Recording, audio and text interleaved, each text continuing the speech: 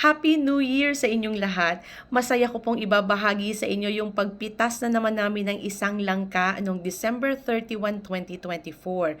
Bisperas po ito ng New Year at nagkataon na hinog na yung isang langka, so nag-decide kami na ibenta para for the first time makakatikim din kami ng profit from our backyard langka growing.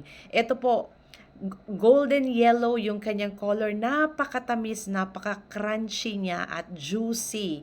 O, hindi ka mahihiyang ibenta ito sa kapitbahay. At pinost ko nga sa GC ng subdivision namin.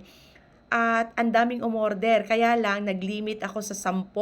So meron akong 10 na pagserbisyuhan. Ayan po.